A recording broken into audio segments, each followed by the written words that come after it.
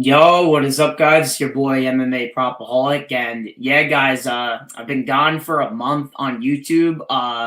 Last card I was doing videos for was Joel B versus Jackie Sarah guy. But yeah, guys, I'm back. As you guys see in my video, I now have a new logo. I just wanted to look better professionally. I didn't really like how my picture was just me at a UFC event. So what I did is I got to shout him out. This guy Chad Lopez on Twitter. Gave me a really good price. He gave me a contract, and I signed it. And yeah, man, he did a terrific job. He did a really good job on the logo. I gave him the requirement that I wanted, and yeah, perfect communication and everything. I really recommend him to everyone, and I'm gonna be recommending him to people. So if anyone needs a logo done, if it's for anything, just hit me up. I can give you guys his contact information. He's a really good dude. So shout out to him. I wanted to just shout him out to start the video. And yeah, guys, I'm on Twitter. Obviously, you guys know I'm on Twitter at MMA_Propaholic. I now have a show every Friday with Couch Warrior podcast. If you guys don't know Couch Warrior on YouTube, he does all regional scene film. I don't know how he keeps up with it. He bets on like 5 different promotions.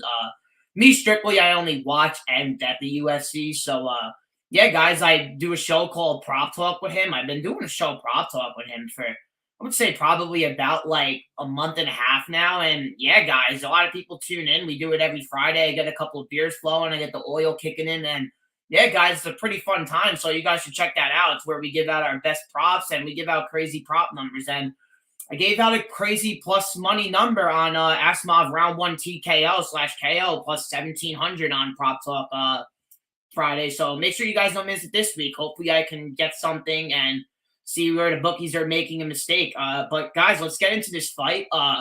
We got Preston Parsons versus Trevin Giles. Preston Parsons is 5'11", as Giles is 6 foot.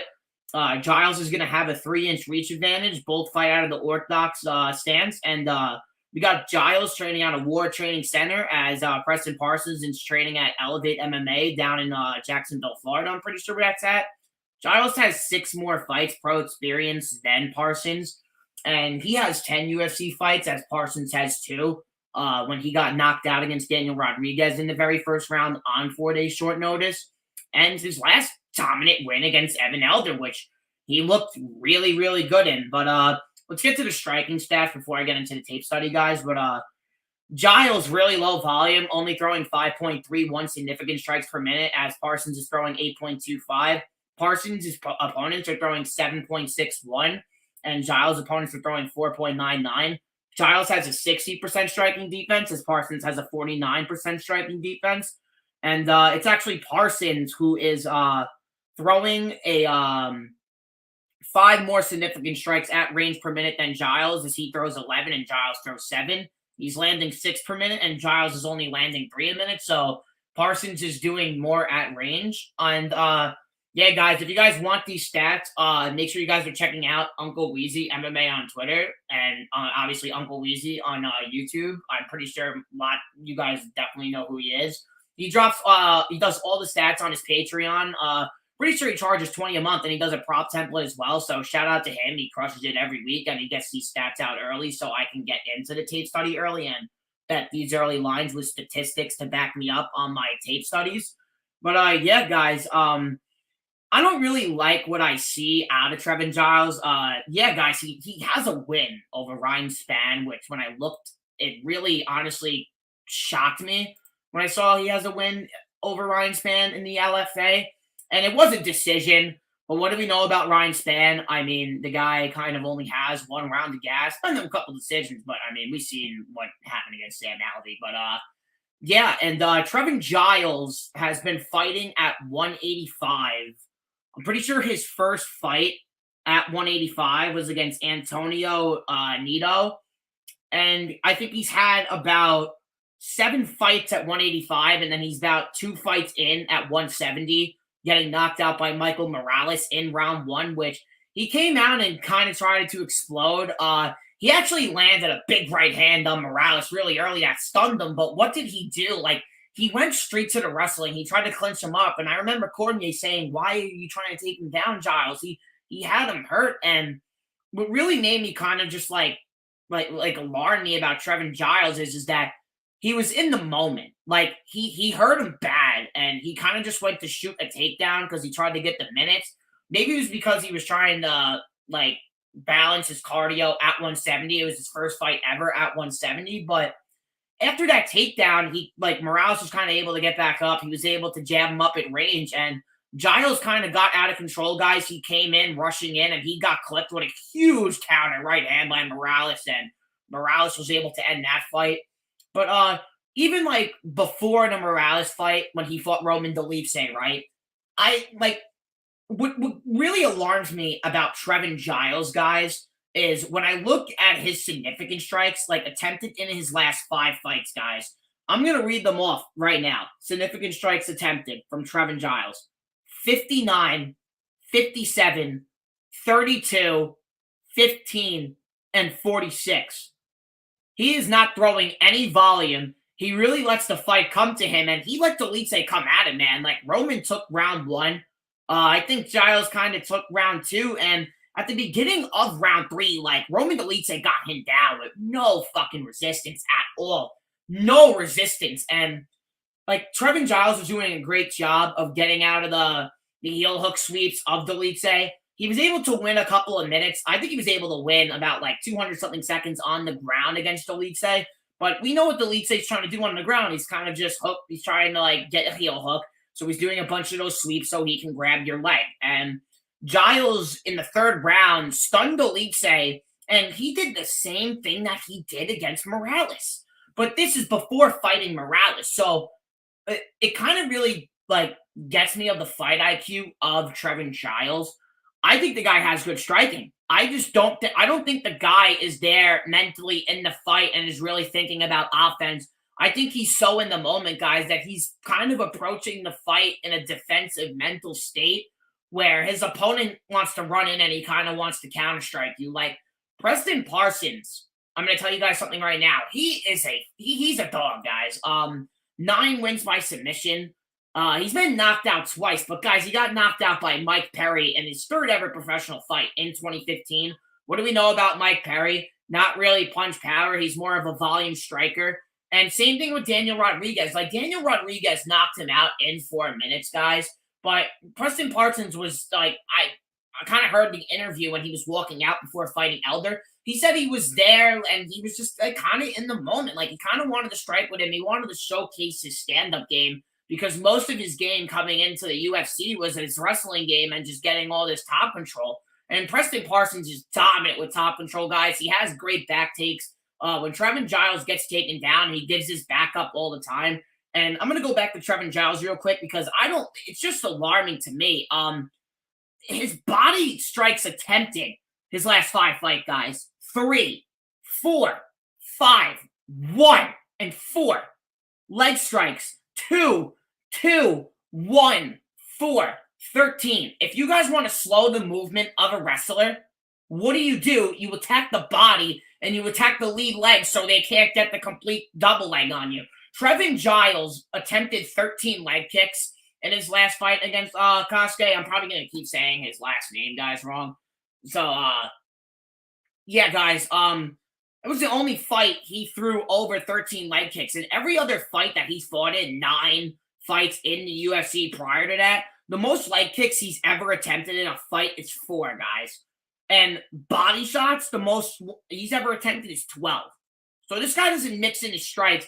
He headhunts. He lets the fight come to him. He's not offensive heavy.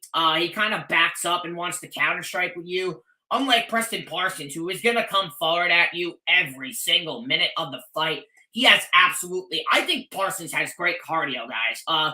We see these fighters who are like getting round 1 finishes. They haven't been to a decision. They haven't lost a decision. Like, we just haven't seen Parsons before that go to a decision. But what did I see out of Preston Parsons?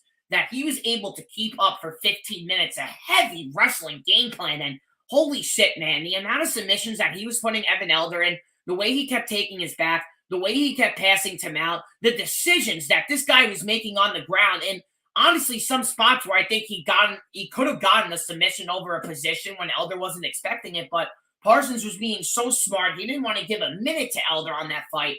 Yes, guys, Evan Elder was 155. Walked up on 4 days' notice. And it scares me, guys, because Giles is physically going to be the strongest guy in mass, I would say, body physique that Preston Parsons is going to try to take down. So it might feel more in his muscles, especially going late into the fight, trying to take a guy like Giles down. But I really just think that the speed advantage is Parsons, honestly, all day. In the wrestling, I think it's him all day. Giles is a brown belt in BJJ, finishing all his losses. He is 4-0 in decisions, as Parsons is only 1-0 in decisions. But Trevin Giles, guys, he's not a minute winner. Like, as I said, the guy only throws 5 significant strikes per minute, and he always likes to fight off his back foot. And I just don't really see this fight being a good matchup for him, but this is a winnable fight for him. Like, stylistically, I think Parsons should really take this fight. I think he should take him down. I think he should hold him there. I think he could submit Giles in round 1.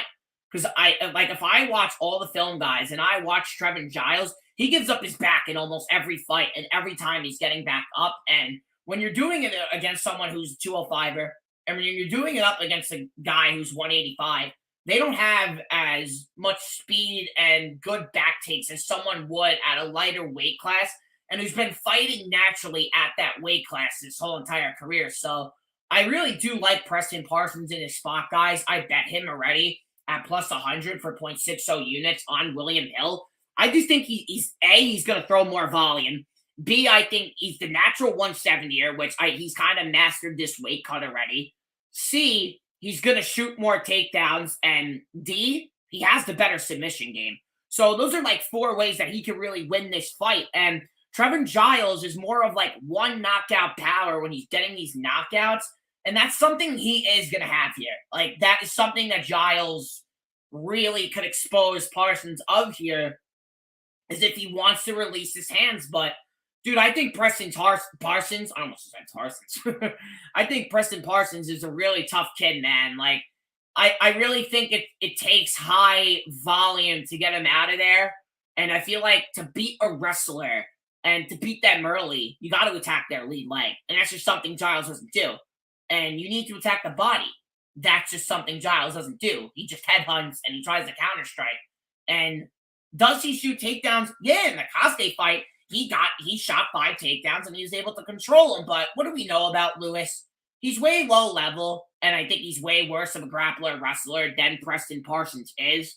And Lewis was able to get down Giles in the 3rd round and hold him there for about 3.5 minutes. But I think on more of that was Trevin Giles wasn't really trying to get back up. And when I went into the tape, after the tape, this was after I finished Trevin Giles' tape, I went right on to Uncle Weezy's advanced stats, guys. And I'm going to read it quick. I'm trying to just pull it up here. So on Trevin Giles getting taken down, guys, he got taken down once in his last fight, controlled for 216 seconds. 216 seconds is close to 2.5 minutes, and that was all in the 3rd round. 1 takedown attempt. He got taken down 1 time. I'm just reading off his fights. I like these opponents, but I'm reading off the times he's been taken down once in a fight, and they've only attempted 4 less takedowns.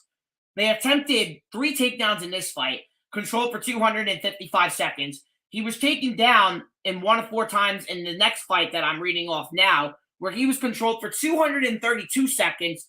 Fight prior to that, 1 of 3 times he was taken down, controlled for 330 seconds. Guys, there's a trend. When he gets taken down, he has a hard time getting up. This is all off 1 takedown and people who are shooting less. Like, we know Parsons, if he can get this fight to the ground, his sub game is legit, man. Not 9 wins by submission. And I just feel like the volume, being on the back foot the whole fight, not mixing in body or leg kicks, kind of just wanting to knock him out via counter striking. And that's what I've seen through Giles' 10 fights of tape. He's just not offensively aggressive. And unlike Parsons, who's going to be in your face all damn fight, yeah, I really like Preston Parsons, guys. 0.60 units, plus 100. You guys can still get him plus 100 now. Under 2.5 at minus 160. I don't hate it stylistically. Fight should end inside a distance, but I was watching Trevin Giles film, and I am just not betting an under 2.5 in a Trevin Giles fight, especially having it in the last fight against Lewis where I had it. I think I'm pretty sure at minus 135, I got the opening line. And even when I did film after getting that opening line on that fight, I was really pissed with betting it because I like to bet when I bet unders, man. I like to see people who have high volume, and that's just something that Trevin Giles doesn't have. Great cop. Trevin Giles is a great cop, but I honestly just don't think he's that great of a UFC fighter. Honestly, he's fighting very high level competition. You're not getting me wrong, but he's just not offensively aggressive enough for me to bet him. And for him to be a favorite in this fight, I think it's more of the UFC experience. But yeah, guys, that's it for this breakdown. I hope you guys enjoy it. Yeah, make sure you guys are checking me on Twitter at MMA underscore propaholic. I'm back on YouTube, guys. I'm gonna be dropping more breakdowns. I'm really excited. I'm very amped. I got the logo. And yeah, guys, we UFC San Antonio. We got a great card. Make sure you guys leave a like, drop any comments. I'm more than glad to talk to you guys in the comments as well. And if you guys got any questions or you guys got to talk to me about any bets, DM me on Twitter at MMA underscore propaholic. And have a great day, guys.